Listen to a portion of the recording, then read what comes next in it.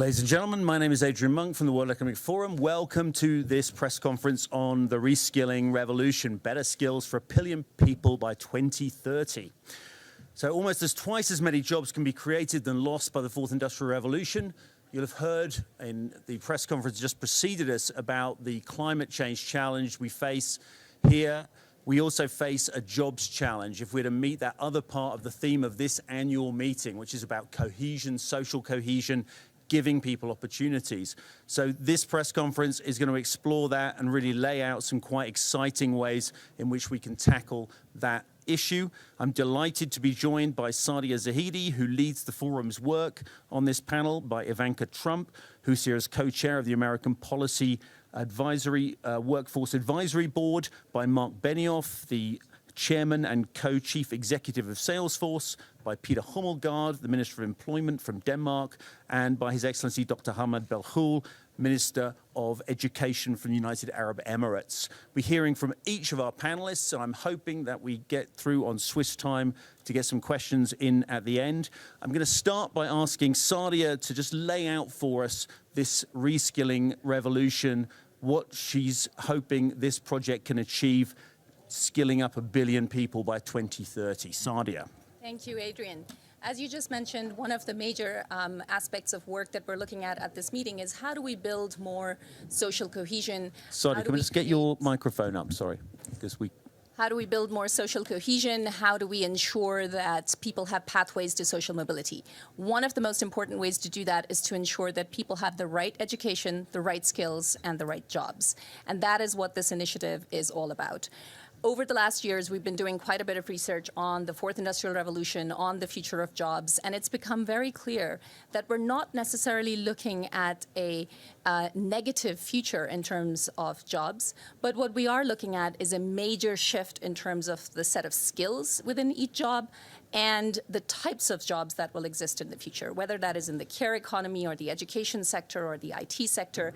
There are a number of growing roles, and in fact, please do take a look at the Jobs of Tomorrow, which also comes out today. However, what we need is a reskilling revolution if we want to help people get there. And this initiative, the Reskilling Revolution, will be aimed towards getting 1 billion people better education, better skills, and better jobs. The reason for creating a platform and the reason for doing this at the World Economic Forum is to provide better metrics, better coordination between various policy experiments, better coordination between various business initiatives, and ensuring that there are new accelerated delivery mechanisms that I hope will get us there far before 2030. In order to do that, we've been working with a number of different countries over the last year in particular on the Closing the Skills Gap accelerators. And I'm excited that here at this meeting, we will be making more announcements of countries that will be adopting this approach. India, Oman, the Russian Federation, Pakistan, the United Arab Emirates, Bahrain, and Brazil are all joining. And in the case of the United Arab Emirates, we're very pleased that they're supporting the entire Reskilling Revolution initiative.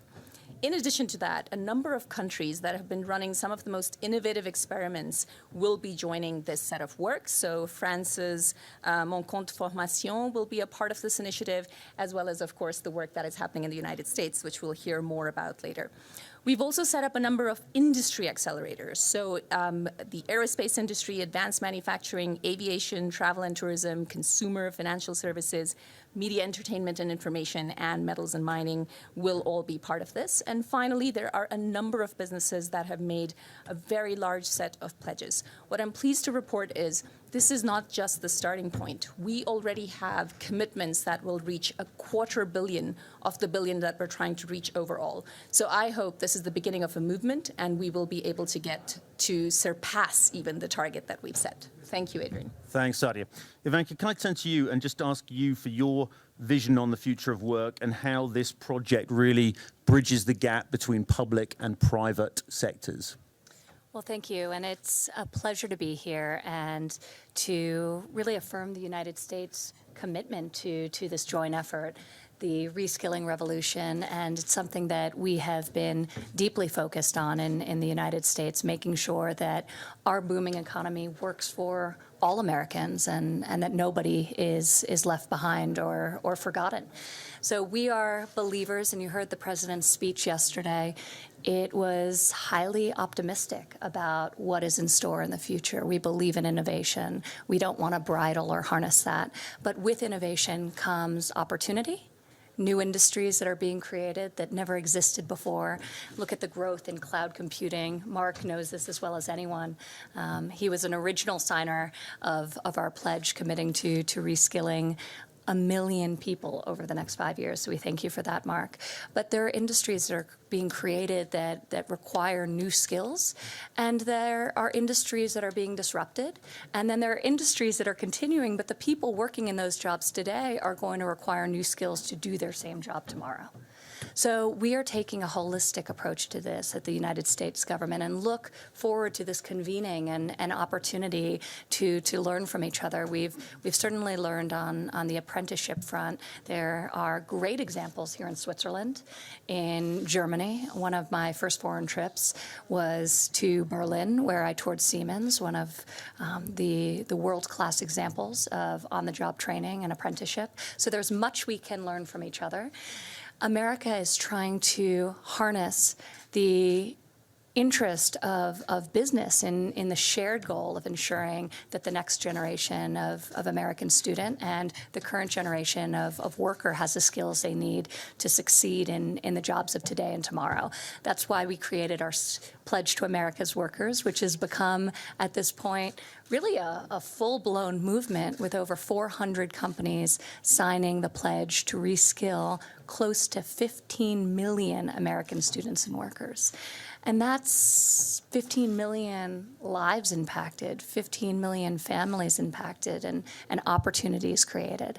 And it really is an incredible experience. I've toured much of the country, visited close to every state, looking at these type of programs, and the question was about the synergies between the private sector and the public sector, and it's critical. Industry knows what jobs they are going to be creating and what jobs they are going to be displacing. They know far ahead of the government which investments they're making in productivity, which will cause a ripple effect within their workforce. At the same time, corporations more than ever feel a sense of civic obligation. And what better place to start than within your own family, within your own company? And we think that that is very important. So we're catalyzing a lot of action.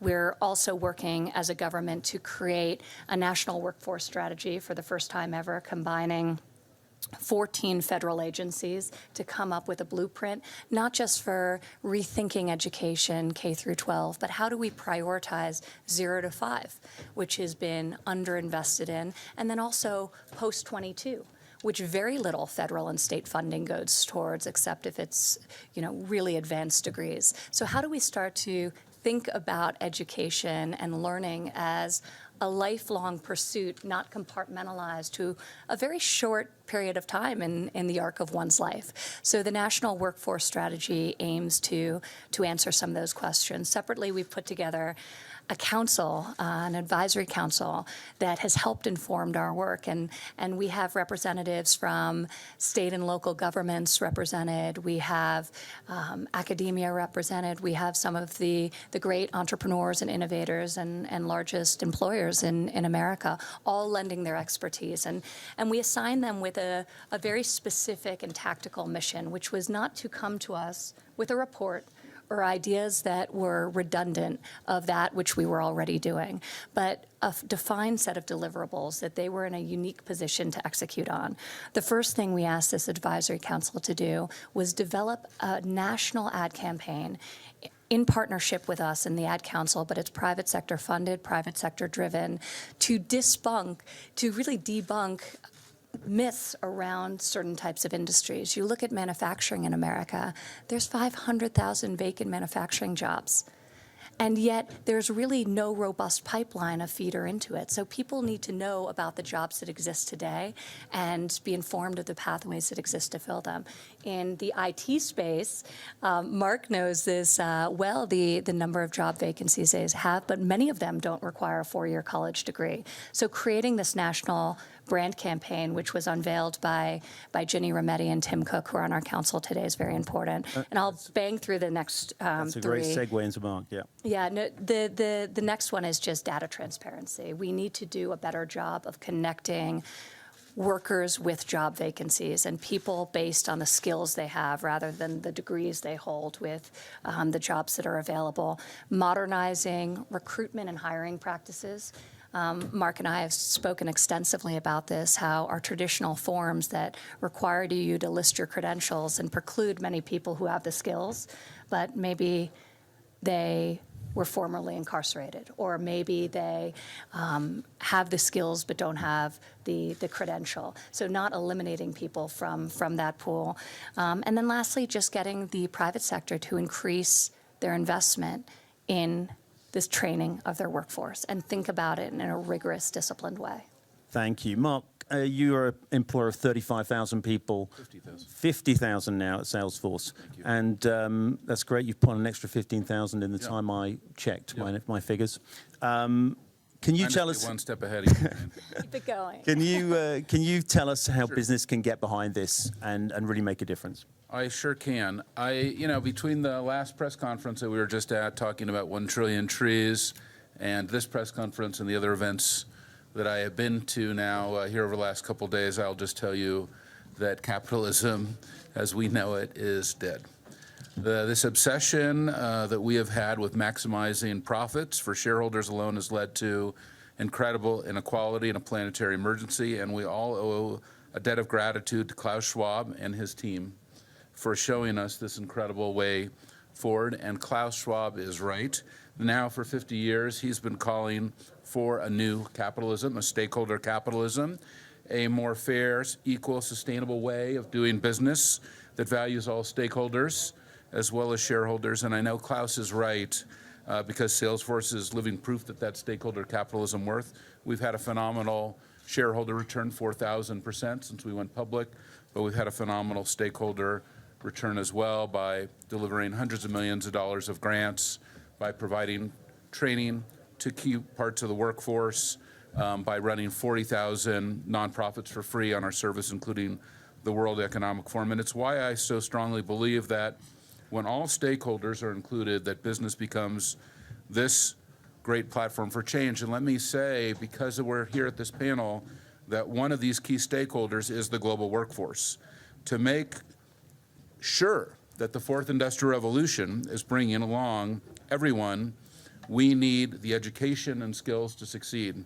And that's why I'm so excited about this reskilling revolution, to bring the jobs and skills to 1 billion people. No one government or sector can solve a challenge as big as this. We need a true multi-stakeholder approach, I think very well represented by this panel. And I want to thank you, Ivanka, especially you, for your leadership on the White House Pledge to America's Workers and the passion that you have brought to it to reignite the American workforce. Thank you for doing that for all of us. And Salesforce signed this pledge and will give more than 1 million Americans the skills they need to earn Salesforce credentials and top jobs in our ecosystem over the next 5 years. But I also want to thank you, Saadia. And Saadia, for your work and your research at the World Economic Forum for so many years now in Geneva, showing that if we don't move faster, it will take 100 years before men and women are paid equally for equal work. Your equality report has been transformational for me and our ecosystem. What you have shown is that what is happening with equal pay is unacceptable, and that's why Salesforce has now spent more than $10 million to ensure equal pay, and we conduct annual audits now to make sure that men and women are paid equally for equal work. Now, we need to make sure that everyone has a path to the future. That's why what we are doing at Salesforce since our founding 21 years ago, we've given more than $100 million in grants to education and workforce development organizations, as well as our local public schools. You know, every company can adopt their local public school. It's one of the reasons why here in Davos now, for so many years, we have Davos codes, where in our Salesforce facilities here, we're training the local children on the key skills they need to enter the workforce. It's so important to us. It's also why I'm so excited about Trailhead, our online learning and reskilling platform, which is helping nearly 2 million learners gain resume-worthy skills. And it's open to everyone in the next 5 years. And we're looking to get 10 million learners on that platform. And these people are incredible trailblazers. They're so inspiring to me. Well, I just want to finally challenge all of my business leaders, because as we all know, because we've done so many panels up here, Adrian, with the fourth industrial revolution now over so many years, we need to rise to this moment of urgency. We need to act now. If you are attending this conference, you need to commit to job training. If you're attending this conference, you need to commit to reskilling. If you're attending this conference, you also need to commit to our 1 trillion tree initiative, like Ivanka has done in the US government. So thank you again, Ivanka, for that. And that is what we mean by stakeholder capitalism, serving all stakeholders, including the workforce. And that's how business can be the greatest platform of change. Thank you, Adrian. Thank you, Marc. And Peter, as Employment Minister in Denmark, obviously jobs must be right at the top of your agenda. What is the role of government here in this initiative? Well, first of all, I would like to thank the World Economic Forum for this initiative and for all partners taking a share in making this pledge. I think that Marc Benioff is completely correct when he says that capitalism as we know it is dead, or at least it has to be, in the sense that more and more people, thankfully, are recognizing that the threats from growing inequality, from a weakened social contract, is actually also threatening not only our democracies, but also the very foundation of our market economy. So I think this pledge is the right way to go on that approach, because we need to make sure that people in this world has jobs, and not only has jobs, also has jobs that are well paid, where working conditions is good. And that's why we need to invest more in reskilling. And just to give you a couple examples from Denmark, one example is that most of you, I think, would know is Lego, the company Lego, who produces the Lego brick. Most of our kids play with Lego bricks all around the world. It's a little plastic brick.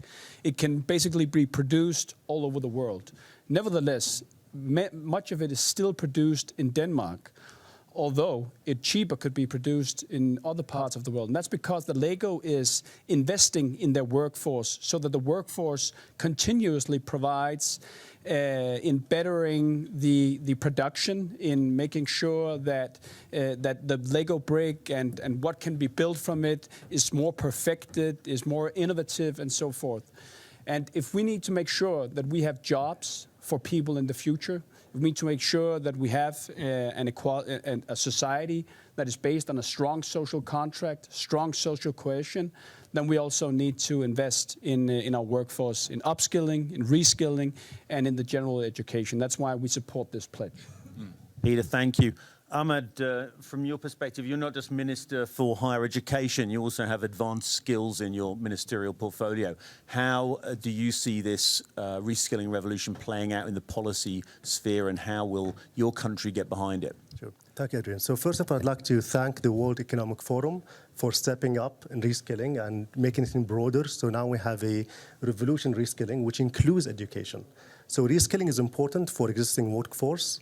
It's very difficult for somebody to become unemployed, but unemployed due to economic conditions can be resolved. And we've seen policies like in the US now have the lowest unemployment rates, so we can go back into employment. However, when you're unemployed because of a skill mismatch, that's a whole different game. So not to undermine the efforts in reskilling, but I think we also want to be conscious of not producing students today that will be unemployed citizens in the future. So I commend you again to include education as part of the reskilling platform. And you might ask, what are we doing here as United Arab Emirates? We're still tackling education, basic education. It's no secret here that our scores are one of the lowest. Globally, Africa and the Middle East score lower in TIMSS and PISA. The UAE is improving. We're 35 in TIMSS and 48 in PISA. But I'm here because we want to make reskilling inclusive. Reskilling somebody, a student who has a high academic attainment, is fairly easier than somebody in Africa or the Middle East who comes with a lower foundational base. So our pledge here is it's a global pledge, but it's one that's more inclusive, that will also include other countries within the region. Thank you.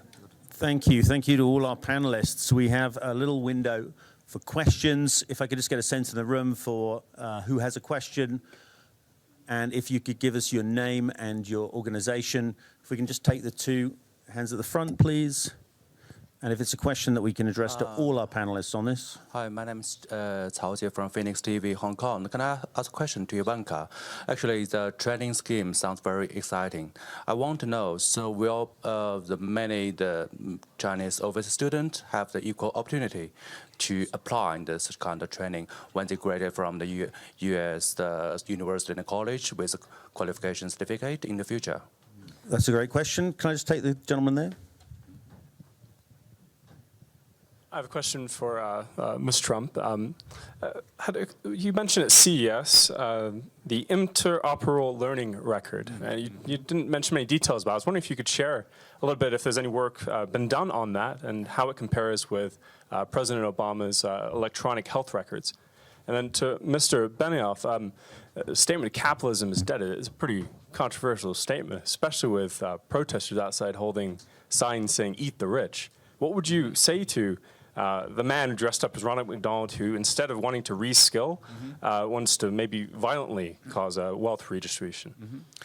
So just taking the first question first, I want to bring all our panelists in and give all of them an opportunity to comment. How portable, that question related to Chinese students, but how portable are these skills going to be for people when they are reskilled? Are they going to have the opportunities to work in countries around the world, or are these skills stay in country? Maybe start at the end. Peter, what's your vision on that? Do you think we're going to be reskilling people to stay in domestic economies, or are these skills going to be things that eventually in the years to come we can take with us and move around with? No, I think that in Denmark, for example, we already are reskilling and upskilling our workforce so that they can take those skills with them to any economy around the world. And thankfully also there's a big demand for especially not only Danish industry technicians, but engineers and so forth. We also have a high demand for foreign engineers in Denmark. But I think we have to skill and reskill our workforce so that they can take any jobs around the world. However, one of the main challenges we have in Denmark is that we still, although we invest a lot in reskilling and upskilling, we still have a lot of challenges to making sure that many of our workers in the workforce who don't have any skills, who have ended their basic school around 7th grade or 9th grade or something like that, that they actually, in their current jobs, see that in order to maintain their jobs at the current positions, they need to reskill. So we need to find a way to crack the code on how we motivate workers already in the workforce to actually get upskilled. Ivanka? I agree with that completely. I think fundamentally, whether it's domestically or internationally, we have to think about skills-based learning as opposed to purely credentials. In the United States, and this ties into the question about the interoperable learning records, there are over 700,000 different forms of credentials and badges and, of course, degrees, traditional and otherwise. So how do we piece these together and say, well, this is the credential, but these are the underlying skills? Employers care about the skills.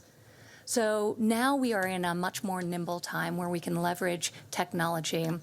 We can harness big data to better match the employer and the vacant job with the qualified applicant who may have otherwise been overlooked. So I think there's enormous potential. You mentioned interoperable learning records, and this administration has continued some really great work on that front to really open up the data and allow the private sector to come in and innovate on top of that. We've seen this, and I see Monica from Treasury at the Treasury Department opening up IRS data in a safe, secure way, allowed for the creation of TurboTax. The weather, through NOAA and Commerce, you see all of our weather apps. So we think we can do the same with student data and worker data, and we have a really robust working group, and Marc's part of it, that's a subsection of our advisory board. We have two of the folks on the advisory board who are leading this section. And then we brought in companies like Salesforce and like Workday, credentialing engines to help us think about this in a more holistic way so we can take all of these different pieces and patch it together. Because that's the future. If I have a skill and I'm in a community, why aren't, even if I have a job, why aren't I being pushed information about job vacancies that match the skill sets that I have? And that's not happening for blue-collar workers in a robust way and in a way that lives up to the potential of what technology today can facilitate. So we've got multiple pilots that we're about to launch, and the private sector is really helping us build this, because building things isn't what we do, but we at the federal government, but we can convene. And one person I just want to acknowledge, Johnny Infantino, who joined us. They know nothing about reskilling in football, right? It's the skills are just so high, but we appreciate your commitment to this issue and appreciate your being here. You've been a great friend, so thank you, Johnny. Just want to catch briefly up with Ahmad and Marc. Ahmad, how UAE is a kind of global hub for talent. How important is it that with the reskilling that takes place, we also ensure that people can move around and take their skills with them? So there is the element of social mobility where you can improve your social status, but also geographic mobility. I've always been asked this question. The United Arab Emirates is a net importer of talent. So we have foreign workers constituting about 85% of our population. And the simple question is, why bother? A company at the end of the day could import talent that's ready today. So we did our research, and we found that even from a pure financial sense, it's actually cheaper and more efficient for companies to retrain their existing employees. And let alone the financial incentives, maintaining that culture of that company is vitally important. So I think on one hand, yes, we do import talent, but we want to reskill that talent. Reskilling includes things like social and cultural awareness. It includes things like tech literacy. So even with that, I think globally, work in an interconnected community, somebody with the right technical skills could work remotely. So that opens up another way of mobility, not physical mobility, but job mobility in a digital space. And Marc, is your declaration kind of outflanking people who say that capitalism is outdated because you're declaring it dead? Well, I've been coming to the World Economic Forum for 18 years, and I'll tell you why I love it. It's because business is the greatest platform for change, but we can only do it through multi-stakeholder dialogue. You have to include everyone. Even at our recent Dreamforce conference, we allowed protesters to speak at our main keynote for 30 seconds. Everybody's voice has to be included. This is one planet, one humanity. Certainly when we look at something like the 1 Trillion Tree Initiative, we can only do that if we bring everybody in. Activists have to be included, spiritual leaders have to be included, government leaders have to be included, business leaders have to be included, Native people leaders have to be included. And if we try to divide ourselves, then we will never achieve our goals. We can only achieve our goals when we unite ourselves and when we come together as one, because that is who we truly are. I've broken the Swiss rule of timing, but I do want to give one final word to Saadia Zahidi, who's helped bring this initiative together from the forum side. Saadia. Sure. I'll just say a couple of words. Skills are the main currency of the labor market. And I think you've just heard from every single panelist that we need to make that labor market and the education system work better together by focusing on skills. That's how we're going to get there. And we have to ensure that not only is there a broader base of skills, but that we're able to specialize, create agility in that system. And that's what this initiative will really try to do. All of the experiments that are happening in different countries, we need to learn from that much, much faster. And that's what the Reskilling Revolution platform is dedicated to. Thank you. Ladies and gentlemen, just a very quick word from you, Ivanka, if you wanted to come in. Well, I was just going to add that on an optimistic end note, I do think when you look at the freedom agenda that's been put in place in the United States, pro-growth policies that are unleashing the potential and the innovation within our business community and the private sector, we're seeing, as evidenced by the recent Gini coefficient results, that income inequality is actually decreasing in America. And it's decreasing for the first time in decades because more people are working and wages are rising. And that should make us all very optimistic about the future. So while it is our job and our obligation to have foresight about where disruption is going to happen, some disruption can be very positive. Today in the United States of America, we have the lowest rate of unemployment for disabled Americans in the history of our country, in part because employers are working with disabled Americans to create opportunities for them, but also new technologies are being leveraged to enable them to do work that they otherwise wouldn't have been able to do. I've been on many a factory floor and seen robotic arms and how that's assisting women in doing other work that otherwise they would have been precluded from doing. Actually, you were talking, Marc, about gender equality, and I'm so grateful for your passionate, real, tangible commitment to this topic. In 2019, we just learned that women surpassed for the first time the percentage of people in the American labor market exceeding men. But amazingly, in 2019, of all the new jobs secured in our economy, roughly 1.5 million, 72%, that's the 1.5 million, went to women. So women are thriving, and I do think there is an opportunity to think about this through the positive lens as we also prepare for the changes that our economies are being faced with. Thank you. Thanks to all our panelists. And I know we're going to vacate for the next press conference. I look forward to seeing you at that one. Thank you very much. Thank you. Great job.